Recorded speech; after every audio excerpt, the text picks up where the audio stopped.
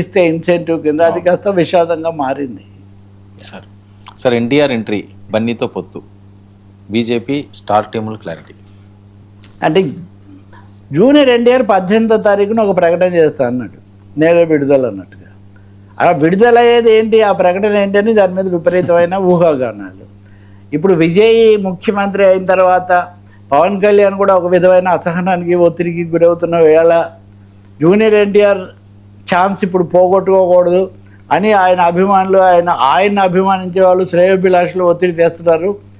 అందుకని తెలుగుదేశం ఆ సమస్య ఎట్లా ఉన్నా కానీ అది తెలుగుదేశం కాంట్రడిక్షన్ ఉంటుంది కదా. తెలుగుదేశానికి వారసత్వం ఎవరిది, రెండవది ఎన్టీఆర్ పేరు పెట్టుకొని తాతగారి దీని ఆయన చేపట్టాల వద్ద, ఇట్లాంటివి ఉన్నాయి. సో 18వ తారీఖున నేను కీలకమైన ప్రకటన చేస్తాను అన్నారు.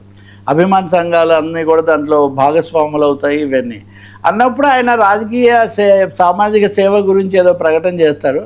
ఒక విధంగా ఆయన రేపు పొద్దున పొలిటికల్ ఎంట్రీకి ఇది ఏమన్నా ఒక ముందు దీనిలాగా సన్నాహాలు చేస్తున్నారు, ఫస్ట్ స్టెప్. ఈ పద్ధతిలో ఊహాగానాలు వెలువడ్డాయి. విజయ్ కూడా ఒక 12 ఏళ్ల కింద 2009లోనే అభిమాన సంఘాలను పెద్ద ఎత్తున తన అభిమాన సంఘాలను ఏర్పాటు చేసి వీళ్ళందరూ స్థానికంగా ప్రతిభావంతులను ప్రోత్సహించడము, కష్టాలను ఆదుకోవటము, ఇలాంటివన్నీ చేస్తూ వచ్చారు. చిరంజీవి కూడా ఆ మాటకు వస్తే ఐ బ్యాంక్ అయినా ఇంకోటైనా అభిమాన సంఘాలను కొంత సామాజిక సేవల వైపు మళ్ళించారు. ఇక్కడ ఎన్టీఆర్ గతంలో తెలుగుదేశం పార్టీకి ప్రత్యక్షంగా ప్రచారం చేసి ఉన్నారు కాబట్టి 2009లో ఓడిపోయారు. కానీ అప్పుడున్న పరిస్థితుల్లో, కానీ ఆయన ఒక స్టార్ అప్పుడు, ఖచ్చితంగా చంద్రబాబు అప్పుడున్న పరిస్థితుల్లో. అందువల్ల ఆయనకు రాజకీయమైన ఆశలు ఉన్నాయి. నాకు ఆ రాజకీయ ఆశలు లేవని ఆయన ఎప్పుడు చెప్పలేదు. అంతవరకు చాలా క్లియర్. నేను తగిన సమయంలో నిర్ణయం తీసుకుంటాను, లేదా తాతగారి వారసత్వం నా గర్వకారణం, ఇలాంటివి చెప్తూ ఉన్నాడు. కానీ తెలివిగా జాగ్రత్తగానే ఉన్నారు. ఆయన మాస్ యాక్టర్, మాస్ పాపులారిటీ ఉందనడంలో సందేహం కూడా ఏమీ లేదు. రెండోది, తెలుగుదేశంలో ఎన్టీఆర్ ప్రవేశించే అవకాశం ఎప్పటికీ ఉండదు. ఎందుకంటే బాలకృష్ణ అంటే వాళ్ళ అల్లుడే కాబట్టి అటైనా ఇటైనా అన్నది బాలకృష్ణ తనకి ఎంత ఇది ఉన్నా కానీ ఆవేశమే ఉన్నా ఆయన అక్కడ ఉండొచ్చు. కానీ జూనియర్ ఎన్టీఆర్ రాజకీయ ప్రవేశం చేస్తే తను చేసుకోవాలేమో తెలియదు. అందుకని ఈ 18వ తారీఖున ప్రకటన వస్తుందని చాలామంది ఉత్కంఠ, మన మీడియా సోదరుల కథలు, 1-2 యూట్యూబ్ ఛానళ్ళు వీళ్ళైతే ఏకంగా ఎంట్రీ అని కూడా పెట్టేశారు. సో దాని మీద ఆయన అభిమాన సంఘాలు, ఆల్ ఇండియా ఎన్టీఆర్ ఫ్యాన్స్ వాళ్ళు ఈరోజు క్లియర్ ప్రకటన ఒకటి ఇచ్చారు. ఇది రాజకీయాల కోసం కాదు, ఊరు వాడ అనే కార్యక్రమం చేస్తామని ఎన్టీఆర్ ఎప్పటి నుంచో చెప్తూ వచ్చారు. ఇది సేవా కార్యక్రమాలు, గ్రామాలను అందుకోవటం, ఇట్లాంటివన్నీ. సరే, ఎందుకు చెప్పినా ఎన్టీఆర్ ఒక బలమైన భూమిక అయితే ఏర్పాటు చేసుకుంటున్నారు అనేది దీంతో స్పష్టమైపోతుంది.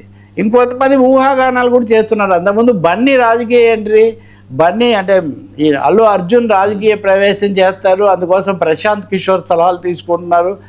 పుష్ప 2 తర్వాత అలవైకుంఠపురం, వీటి తర్వాత బన్నీ పాపులర్ మోస్ట్ స్టార్గా ఉన్నారని చెప్పినప్పటికీ ఇంకా వాళ్ళు అఫిషియల్గా ఏం లేదు. కానీ కొంతమంది వీళ్ళిద్దరు కలిసి పార్టీ పెడుతున్నారని కూడా కొన్ని కథలు వదులుతున్నారు. నేను అంత తేలిగ్గా ఇవన్నీ జరుగుతాయని నేనైతే భావించట్లేదు.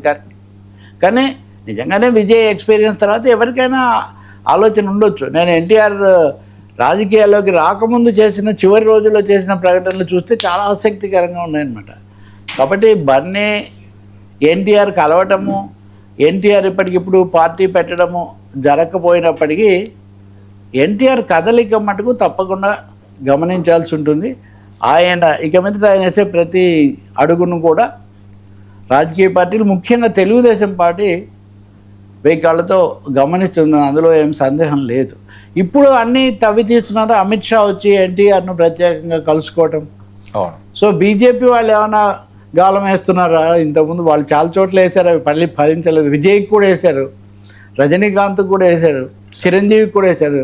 చిరంజీవిని స్వయంగా మా ప్రధాని మోదీ భీమవరంలో వేదిక మీద ఆయన రావచ్చు కదా అంటే నమస్కారం పెట్టి, లేదు సార్ నేను మీ అభిమానిని, సేవ చేస్తాను ప్రజలకు, కానీ పార్టీలోకి రానులేండి అని ఆయన అన్నారని. కాబట్టి ఎన్టీఆర్ ఎక్స్పెరిమెంట్ ఏంటో ఇప్పుడు